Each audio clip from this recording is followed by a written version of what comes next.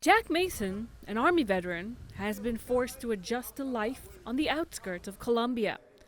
After rent hikes pushed him out of downtown, he's now faced with either long walks or long wait times to get to the city center. He lives near Rangeline. Like Moser's and then Dollar General, then you got to walk 2 blocks past that. While Mason says the trek into town keeps him fit, Columbia's unreliable bus service often leaves him in tough spots. The lack of a reliable bus system forced him to walk miles just to help a family member. And it was snowing, and my brother-in-law had a flat tire, and he had the money for it, but I had the money in my apartment. One reason for Columbia Public Transit's 90-minute headways is that the system is grappling with a bus driver shortage. The mayor says it's a problem with recruitment. The biggest issue, the biggest barrier that we're having is just getting people into those positions to do it. But the union says that while the city's hiring process takes too long, city policies are hurting driver retention. That they are essentially social workers driving heavy machinery, but they're compensated at lower pay grades than all other CDL positions. Current city bus drivers are suffering through a perfect storm of CDL requirements, burnout from mandatory overtime, a long drawn-out pay raise negotiation, and on-the-job safety concerns. The mayor says she's working on it.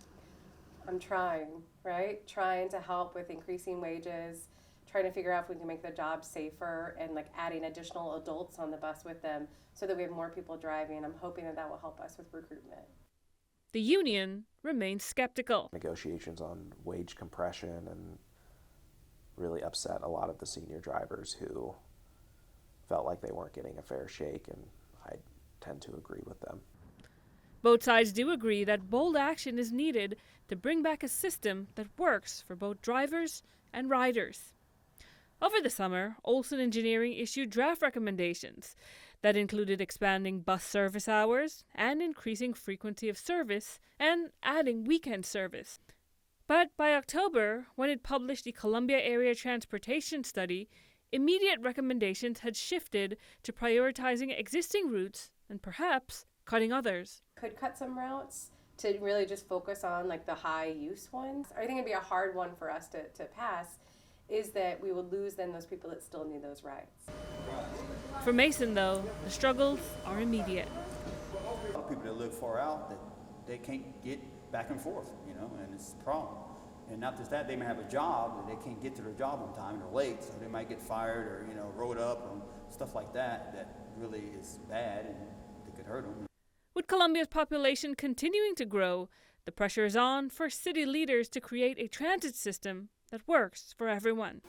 Cherise Halto, KMMU 8 News, Columbia.